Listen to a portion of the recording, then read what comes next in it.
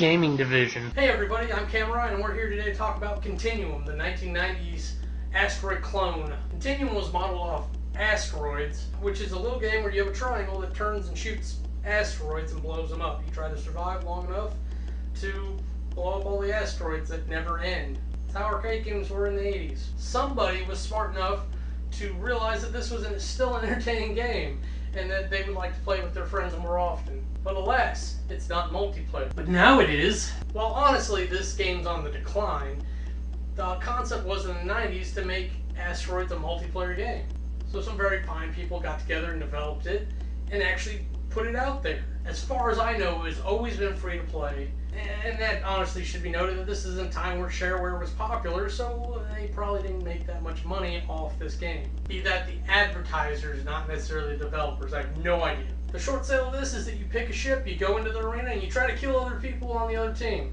That's really it. It's a simple concept, done very well. And my love it for this has to be the variety of ships. It takes a lot to balance out things, to make that a fair fight for everyone involved in the game.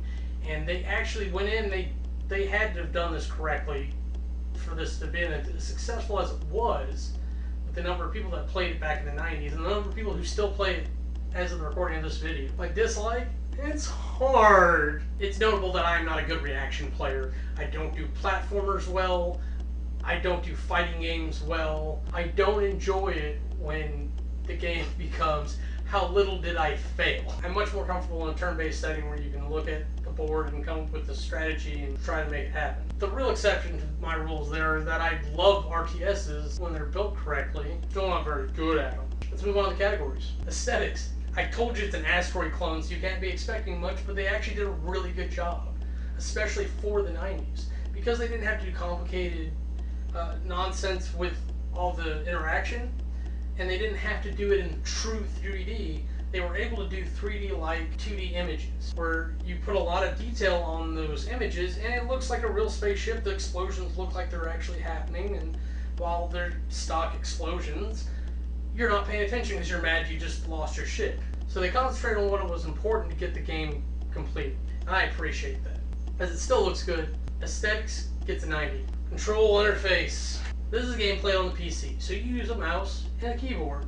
The controls are fine for it, and while I would still rather use a game controller, I don't think it would really improve my progression that much. All the keys are mappable, so if you really don't like it, you can remap it, and for what you do with them, it is pretty simple. Forward for thrusters, back for reverse thrusters, turn your ship. Fire with these buttons. It's not a lot to it, and it was good to keep it simple.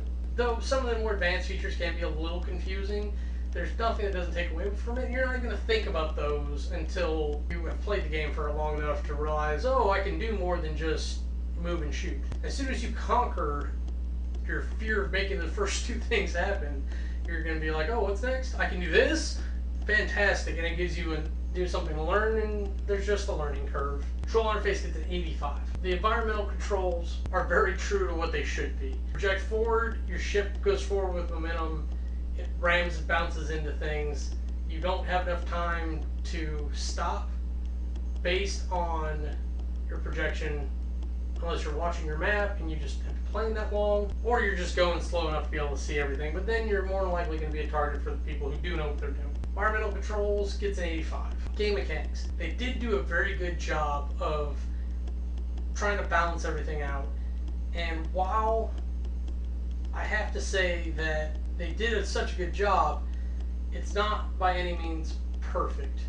The right people in the right situation and the right players using the right ships with the right tactics, things can definitely get one side or the other. The advantage is that you can swap out ships as you play to try to mix it up and get a feel for what you're doing. And more than likely, it just comes down to a lot of people being better than me, but testing out the gameplay for this, it's a real mess because you just die all the time if you don't know what you're doing.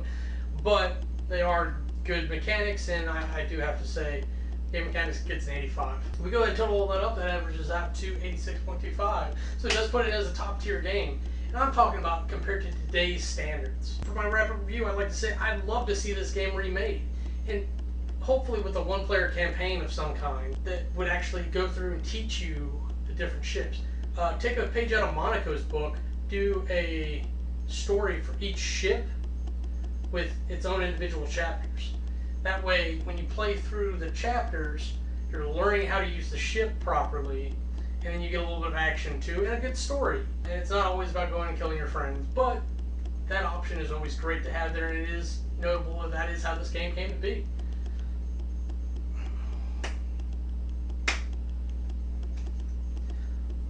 The overall point is that this is a game done right.